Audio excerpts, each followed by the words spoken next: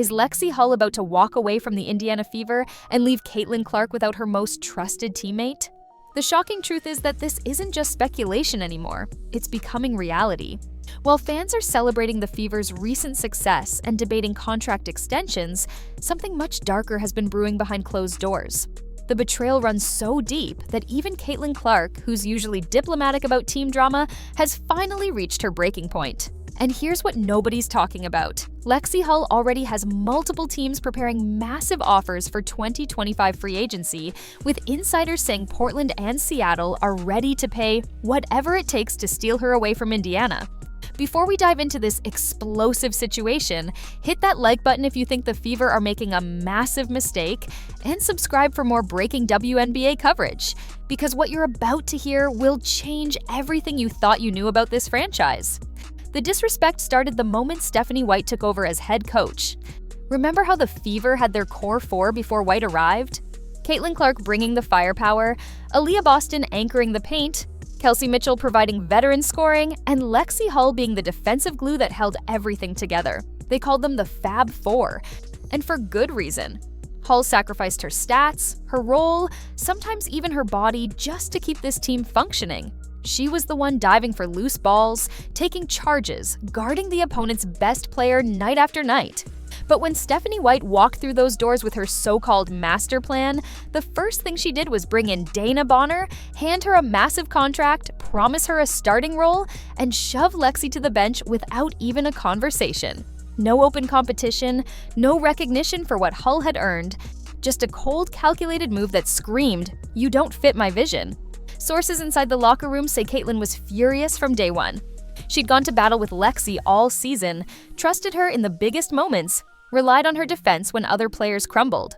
Clark made it known to the coaching staff that Hull's energy and communication were irreplaceable, that she made the entire team better on both ends of the floor.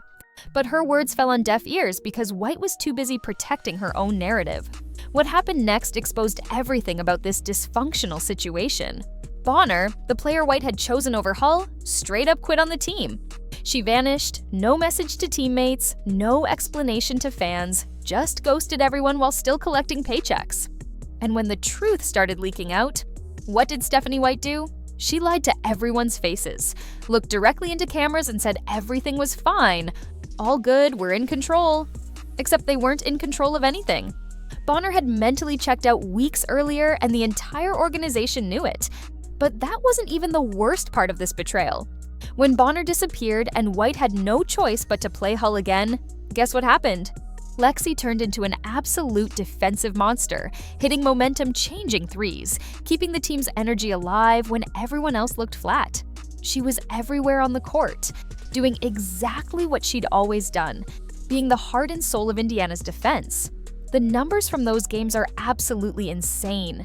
In the stretch where Hull got real minutes because of injuries and Bonner's absence, the Fever's defensive rating improved by nearly 15 points per 100 possessions. That's not a typo. 15 points better defensively when Hull was on the floor.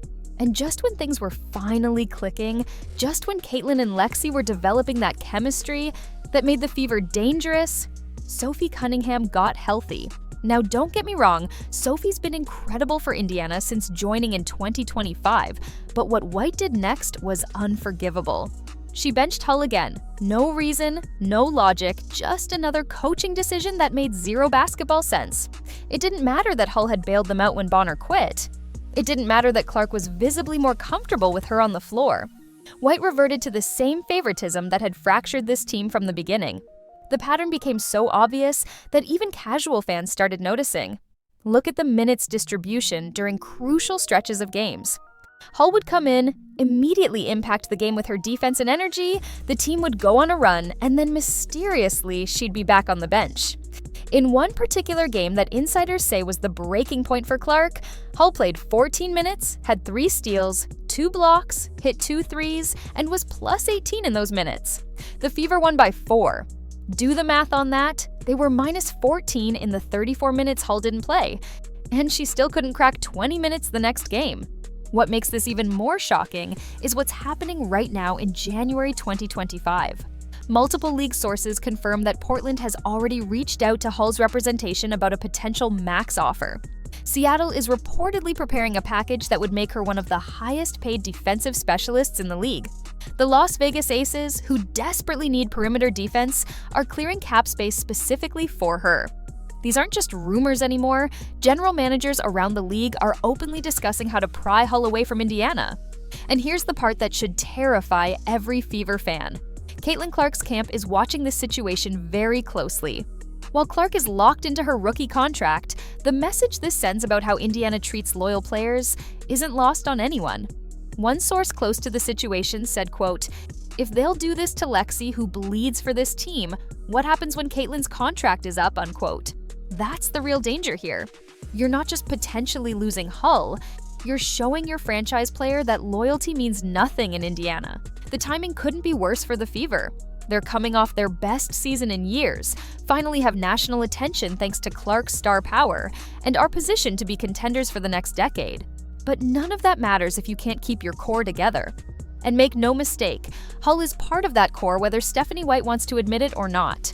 The advanced metrics tell the story White refuses to acknowledge. When Hull, Clark, and Boston share the floor, the Fever outscore opponents by 23 points per 100 possessions. That's championship-level basketball. Without Hull, that number drops to +2. But this goes beyond just numbers and statistics. This is about the culture you're building, the message you're sending to your locker room. Every player on that roster saw how Hull was treated. They saw her work her ass off in practice, never complain about her role, always put the team first, and get rewarded with DNPs, while players who quit on the team got preferential treatment. You think that doesn't affect team chemistry? You think other players aren't wondering if they're next? The most damning evidence comes from the Fever's own film sessions. Multiple sources confirm that when the coaching staff reviews defensive breakdowns, Hull is rarely if ever the problem. In fact, she's usually the one trying to cover for other players' mistakes. There's reportedly footage from a December 2024 practice where Hull stripped Clark 3 consecutive times in a scrimmage drill, and instead of recognizing the defensive intensity, White allegedly told her to, quote, "tone it down," unquote. Tone it down in practice? When you're trying to build a championship culture? What really has people inside the organization worried is Hull's recent social media activity. She's been noticeably quiet about team-related posts, hasn't shared any Fever content in weeks, and eagle-eyed fans noticed she removed Indiana Fever from her bio briefly before adding it back. That might seem like nothing, but in today's NBA and WNBA, social media moves are often the first sign of brewing discontent. Remember when other stars did similar things before demanding trades? Hull isn't the type to make drama public, but the silence is deafening. Comment below right now. Do you think Hull should stay and fight for her spot? Or take the money and respect she deserves elsewhere? Because this decision is coming sooner than you think. The financial implications are staggering too. Hull is currently on a modest contract, making her one of the best values in the entire league considering her impact. But in free agency, she could easily triple or quadruple her salary. Portland reportedly has nearly $2 million in cap space earmarked specifically for defensive-minded players. Seattle's ownership group has given their front office the green light to spend whatever it takes to return to championship contention. For a player who's been disrespected and undervalued, turning down that kind of money to stay where you're not appreciated would be almost impossible to justify. But here's where it gets really interesting. There's been whispers that Hull and Clark have had private conversations about the situation. While neither would ever go public with their discussions, people close to both players say Clark has been incredibly supportive, even going so far as to tell Hull she'd understand if she left. That's your franchise player essentially giving her teammate permission to explore other options. If that doesn't wake up the Fever front office, nothing will. The coaching staff's response to all this has been predictably tone-deaf. White continues to preach about competition and earning minutes, but everyone can see through the facade. You don't bench a player who's plus 18 in 14 minutes if it's really about competition. You don't DNP someone who's your best perimeter defender when the opposing team's best player goes off for 35. This isn't about basketball, it's about ego and control. And it might cost Indiana a championship window. What makes this even more frustrating is that Hull has never asked for special treatment. She's never demanded more shots, never complained about touches, never pointed fingers when things went wrong. All she's ever done is show up, work hard, and make winning plays. In any other organization, that would be valued and rewarded. In Indiana under Stephanie White, it gets you benched for players who literally quit on the team. The ripple effects are already being felt around the league. Other teams are taking notice of how Indiana operates, and agents are warning their clients about the dysfunction. One prominent agent who represents multiple WNBA stars set off the record that they'd think twice about letting their clients sign with Indiana, given how this situation has been handled. That's the kind of reputation damage that takes years to repair. Meanwhile, Hull continues to be the ultimate professional. She shows up early, stays late, mentors younger players, and never lets her frustration show publicly. But everyone has a breaking point, and sources say Hull is closer to hers than ever before. The question isn't if she'll leave anymore, it's whether Indiana will wake up in time to keep her. Because once she hits free agency, once those offers start rolling in, once she sees how valued she'd be elsewhere, why would she stay? The clock is ticking on this situation. Free agency opens in just weeks, and Hull's camp has remained suspiciously quiet about her intentions. No public commitments to Indiana. No, we want to be here long-term statements. Just professional silence that speaks volumes. Every day that passes without the Fever addressing this situation is another day closer to losing a core piece of their future. For Caitlin Clark, this has to be incredibly frustrating. She came to Indiana expecting to build something special, to create a dynasty with young, talented players who would grow together.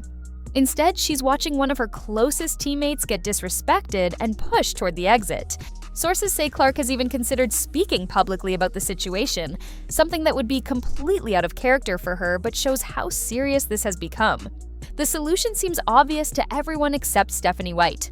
Play Hull the minutes she deserves, recognize her contributions publicly, and show her she's valued.